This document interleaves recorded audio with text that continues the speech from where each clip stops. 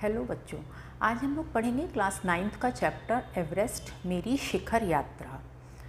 यह पाठ बछेंद्री पाल जी ने लिखा है। बछेंद्री पाल भारत की पहली महिला पर्वतारोही थी जिन्होंने एवरेस्ट पर विजय प्राप्त की थी। तो इस लेख में उन्होंने अपनी एवरेस्ट पर चढ़ाई का संपूर्ण विवरण लिखा है।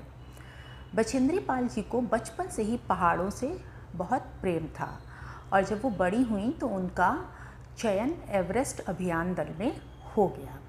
तो इसमें उन्होंने पूरा विवरण लिखा है कि कैसे उन्होंने चढ़ाई की। तो चलिए हम लोग समझते हैं।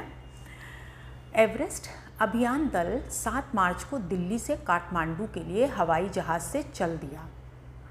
वो बताती हैं कि एवरेस्ट अभियान दल यानी जो पूरी एवरेस्ट पे चढ़ाई करने में उनके संग और भी सदस्य थे, वो लोग 7 मार्च को दिल्ली से काठमांडू के लिए हवाई जहाज़ से चले, क्योंकि जो एवरेस्ट है वो नेपाल में पड़ता है, तो इसलिए पहले काठमांडू पहुंचना होता है। और उनके जाने के पहले एक अग्रिम दल यानी एक जो टीम थी वो पहले ही चली गई थी, जिससे कि वो उनके बेस कैंप पहुंचने से पहले दुर्गम हिमपात के रास्ते को साफ कर सके। सबसे पहले एवरेस्ट पे चढ़ाई करने के पहले बेस कैंप पे पहुंचना होगा। और वो टीम का क्या काम था कि जो रास्ते में हिमपात यानी जो स्नोफॉल हुआ था, जिस वजह से रास्ते बंद हो जाते हैं, दुर्गम यानी बहुत कठिन रास्ता हो जाता है, तो वो साफ़ करने का काम उनका था और सारी व्यवस्थाएं कर सकें जिससे कि इस टीम को परेशानी ना हो। नमचे बाज़ार शेरपा लैंड का एक सर्वाधिक महत्वपूर्ण नगरीय क्षेत्र है। अधिकांश शेरपा इसी स्थान तथा यहीं के आसपास के गांवों के होते हैं।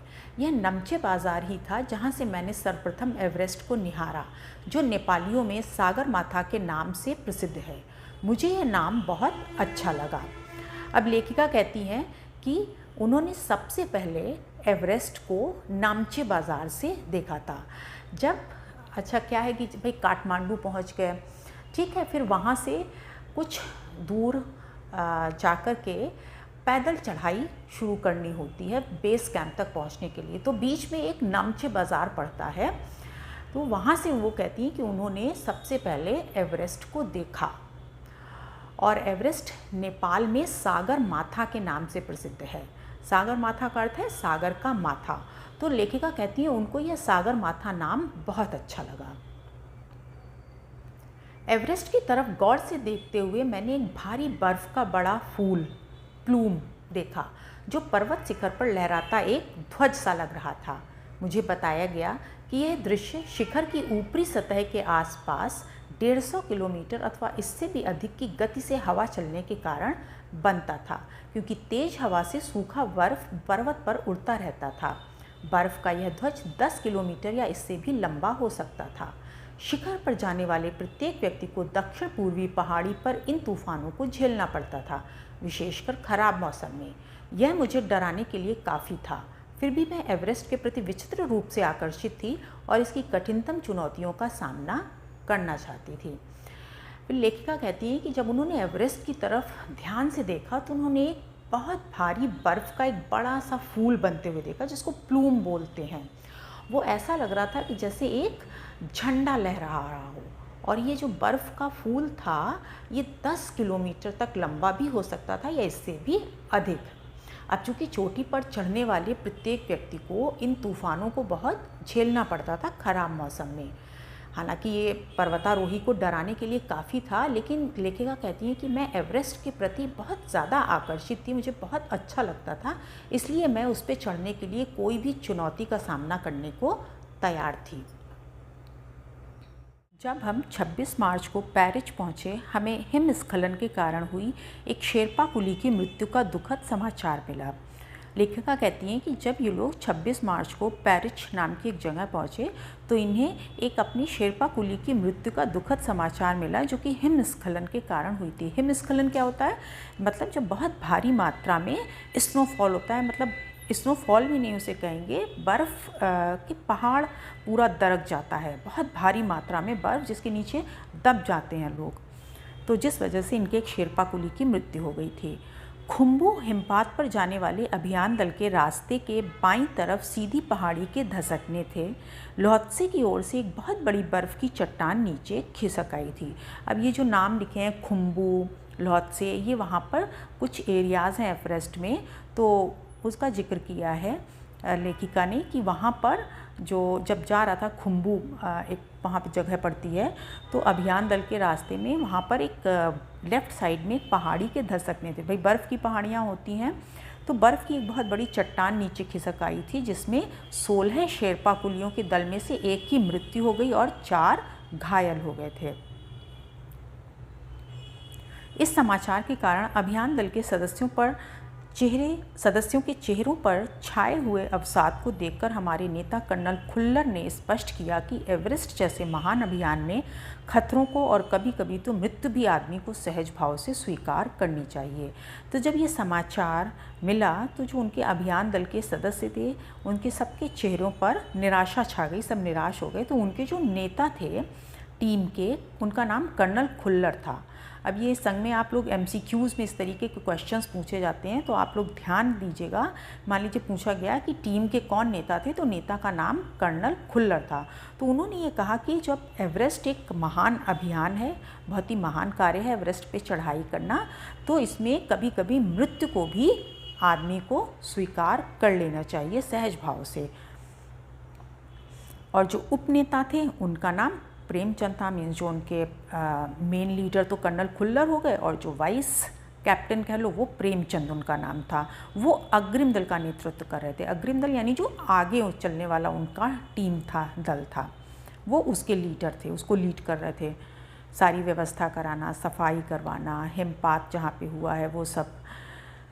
26 मार्च को पेरिस लौट आए। तो जो प्रेमचंद जी थे वो 26 मार्च को वहाँ सब सारी व्यवस्थाएं करवाकर पेरिस लौटे, और उन्होंने हमारी पहली बड़ी बाधा खुम्बू हिमपात की स्थिति से हमें अवगत कराया। तो उन्होंने जो पहली बाधा थी, जो पूरा इस टीम को, जिसमें बचेंद्री पाल थी, उसको उस स्थिति से अवगत कराया कि खुम्बू में बहुत ज़्यादा हिमपात है, तो ये काफ़ी कठिन है। उन्होंने कहा कि उनके दल ने कैंप 1 जो हिमपात के ठीक ऊपर है, वहाँ तक का रास्ता साफ कर दिया है।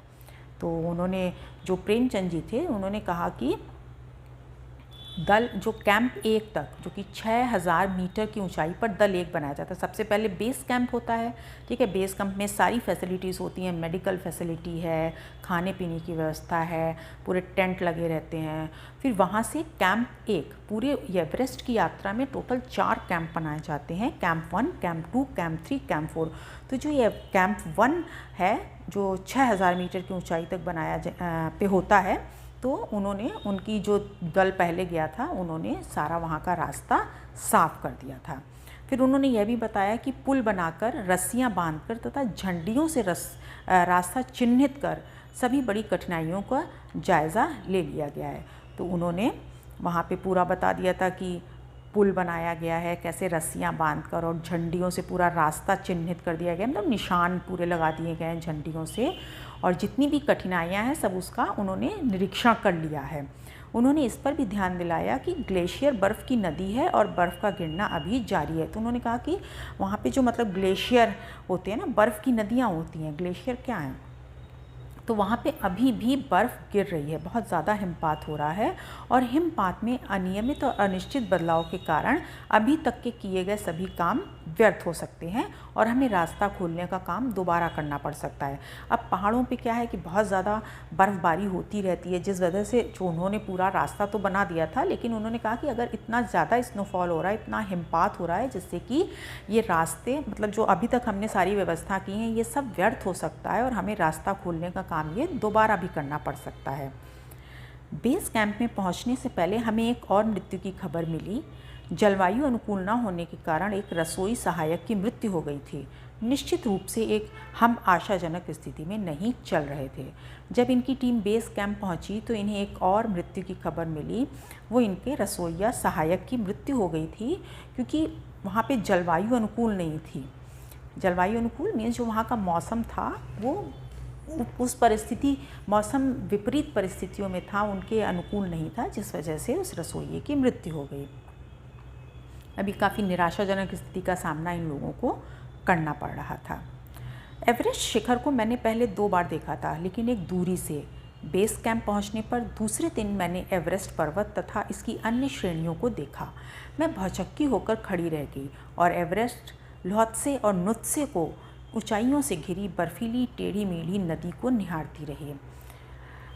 लेखिका कहती हैं कि एवरेस्ट शिखर को इन्होंने पहले 2 बार देखा था, लेकिन दूर से देखा था, लेकिन जब ये बेस कैंप पहुंची तो इन्होंने दूसरे दिन एवरेस्ट पर्वत और उसकी अन्य श्रेणियों को देखा। तो ये देखती ही रह गई, एकदम भौचक्की होकर, एकदम सरप्राइज्ड हो गई। बच्चों, अब हम इस वीडियो को एंड करते हैं। इस वीडियो में पाठ का इतना हिस्सा हमने समझा है। अगले वीडियो में हम पाठ के बाकी हिस्से पर चर्चा करेंगे। और अगर आपको वीडियो पसंद आया हो तो लाइक, कमेंट और शेयर ज़रूर करें, और जिन्होंने अभी तक सब्सक्राइब नहीं किया है वो ज़रूर सब्सक्राइब कर लें। Thank you, take care.